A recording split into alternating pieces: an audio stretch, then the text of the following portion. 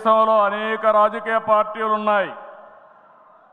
కానీ మహానాడుల వేలాది మంది ప్రతినిధులతో మంచి చెడులు, విధానాలు, ఆలోచనలు చర్చించుకునే ఏకైక పార్టీ తెలుగుదేశం.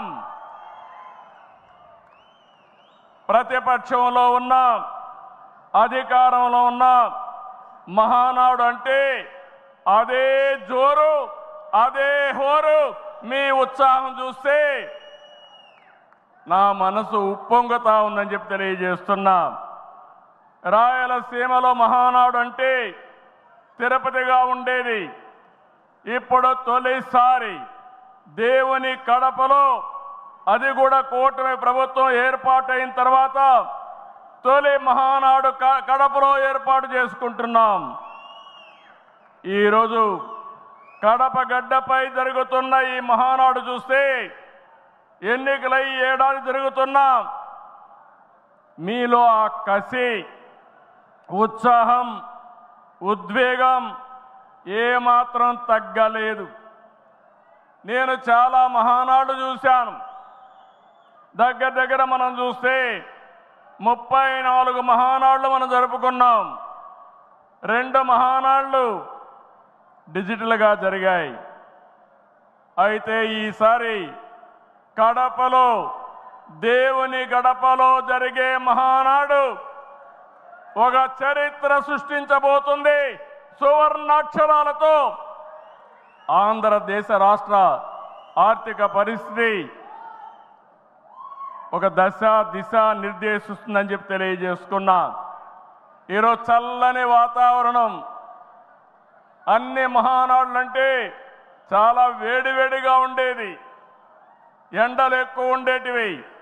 ఒక ప్రశాంతమైన వాతావరణంలో, ఆహ్లాదకరమైన వాతావరణంలో ఈరోజు కడపలో మహానాడు జరుగుతూ ఉంది. ఉమ్మడి కడప జిల్లాలో 10 స్థానాలకు గాను 7 స్థానాలు గెలిచాం. మన సత్తా చాటాం. ఈసారి ఇంకొంచెం కష్టపడితే 10కి 10 మనమే స్వీప్ చేస్తాం. రాయలసీమ ప్రజలు అద్భుత చైతన్యంతో ఈసారి ఇచ్చిన తీర్పును గౌరవిస్తూ వారికి ధన్యవాదాలు తెలపడానికి కడపలో మహానాడు పెట్టాలని నిర్ణయించాం. ఈ మహానాడుని మీరు చూస్తే బ్రహ్మాండంగా చేసిన నాయకులకు, కార్యకర్తలకు మనస్ఫూర్తిగా అభినందనలు, కృతజ్ఞతలు. 2024 ఎన్నికల్లో పార్టీ సాధించిన విజయం అసామాన్యం. 93% స్ట్రైక్ రేట్, 57% పైన ఓటు షేర్తో కొత్త చరిత్రను సృష్టించాం. ఇది ముమ్మాటికి కారణం పసుపు సైనికులే. ఇక్కడుండే మీ నాయకత్వమే కారణమని మీ అందరికీ విజ్ఞప్తి చేస్తున్నాం. మీరు చేసిన పోరాటాలే నేటి అధికారం, మీ త్యాగాలే నేటి ఈ స్థానం. ఇది కాకుండా సమయానుకూలం మనం ఎప్పటికప్పుడు స్ట్రాటజీ కూడా ఆలోచించినప్పుడు జనసేన, బీజేపీ పొత్తు పెట్టుకొని ఎన్డీఏ ఏర్పాటు చేసుకున్నాం.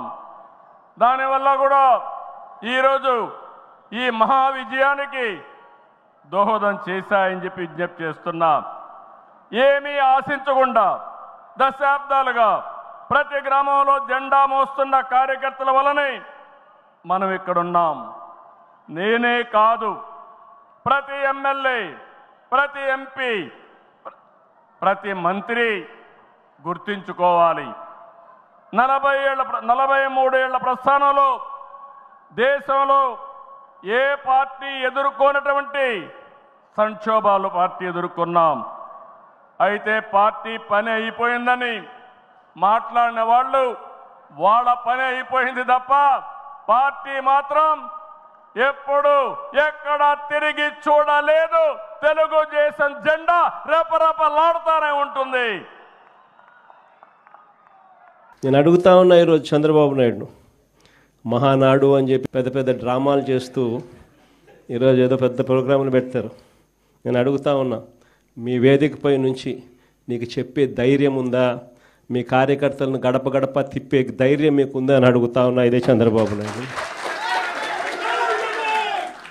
కారణం, తెలుగుదేశం పార్టీకి సంబంధించిన ఏ కార్యకర్త అయినా కూడా గడప గడప ప్రోగ్రాం చేస్తూ ఏ ఇంటికి వాళ్ళు వెళ్ళినా కూడా ఆ ప్రతి ఇంట్లోనూ కూడా చంద్రబాబు నాయుడు గారు ఎన్నికలప్పుడు ఇచ్చిన మేనిఫెస్టో ఆ ప్రతి ఇంట్లో వాళ్ళ దగ్గర కాపీ ఉంది. ఆ ఎన్నికల మేనిఫెస్టో వాళ్ళ ఇంట్లో కాపీ ఉంది.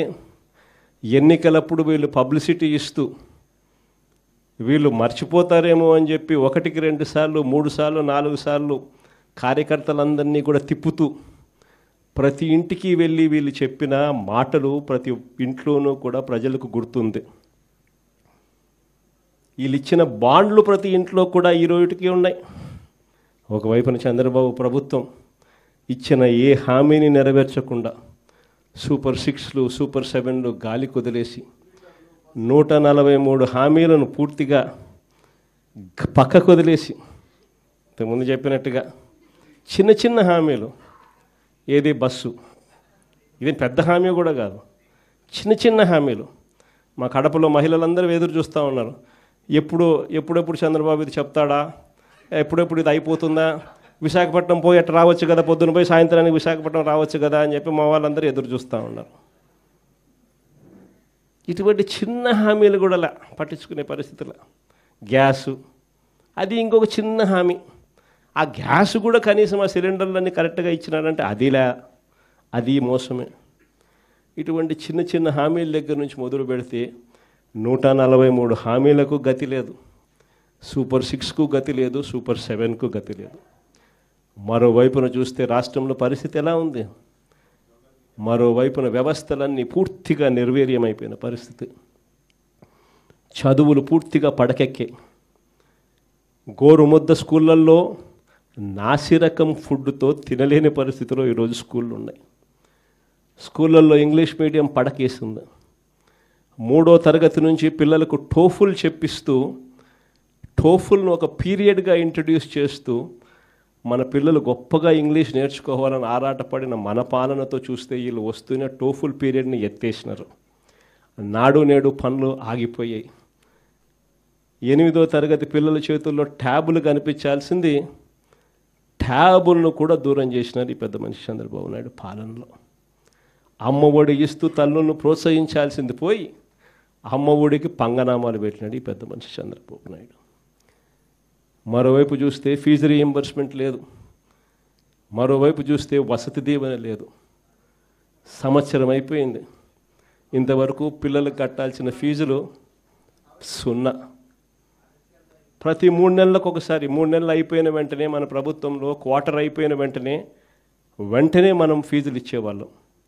నెక్స్ట్ క్వార్టర్ లేక పడుతూనే ప్రతి క్వార్టర్ ఫీజులు మనం 3 నెలలకు ఒకసారి అయిపోయిన వెంటనే ఇచ్చే పరిస్థితి నుంచి ఈరోజు సంవత్సరం అయిపోయింది, ఫీజుల గురించి పట్టించుకునే నాతులు లేడు. ఫీజులు చూస్తే ఒకవైపున బాదుతూ ఉన్నారు, మరోవైపున పిల్లలను చదివించలేక తల్లిదండ్రులు చదువులు మానేస్తూ ఉన్న పరిస్థితులు. వసతి దీవెన పడకేసేస్తుంది. మరోవైపున చూస్తే వైద్యం, ఆరోగ్యశ్రీని మన హయాంలో 1000 ప్రొసీజర్లను 3300 ప్రొసీజర్లకు తీసుకొని పోయి 25 లక్షల దాకా ఉచితంగా వైద్యం అందించి, గ్రామంలోనే విలేజ్ క్లినిక్ పక్కనే పెట్టి ఫ్యామిలీ డాక్టర్ కాన్సెప్ట్ తీసుకొని వచ్చి గవర్నమెంట్ హాస్పిటళ్లలో 0 వేకెన్సీ పాలసీని తీసుకొని వచ్చి ఏకంగా బ్రహ్మాండమైన పాలన మనం అందిస్తే, ఈరోజు నెట్వర్క్ హాస్పిటల్స్కి సంబంధించి సంవత్సరం అయిపోయింది. ప్రతి నెల 300 కోట్లు ఆరోగ్యశ్రీ కింద డబ్బులు ఖర్చు అవుతాయి. సంవత్సరం అయిపోయింది, 3600 కోట్లు, 300 ఇంటూ 12 నెలలు రూపాయల ఆరోగ్యశ్రీ హాస్పిటల్ మొత్తం, నెట్వర్క్ హాస్పిటల్స్ మొత్తం పూర్తిగా ఆరోగ్యశ్రీ పేషెంట్ను చూడడం మానేసినారు. ఈరోజు పేషెంట్కి ఏదైనా వైద్యం పరంగా ఏదైనా ఇబ్బంది వస్తే హాస్పిటల్కి పోతే ఆరోగ్యశ్రీ పేషెంట్కి అందక పేషెంట్ అప్పులు పాలైతే తప్ప వైద్యం అందని పరిస్థితిలో ఈరోజు వైద్యం పరిస్థితి గాలికి ఎగిరిపోయాయి. ఈ క్రాపింగ్ గాలికి ఎగిరిపోయింది. ఉచిత పంటల బీమా గాలికి ఎగిరిపోయింది. రైతులకు పెట్టుబడి సహాయం, సమయానికి ఇచ్చే పెట్టుబడి సహాయం, మనం ఇచ్చే రైతు భరోసా సంవత్సరం అయిపోయింది, గాలికి వదిలేసినారు.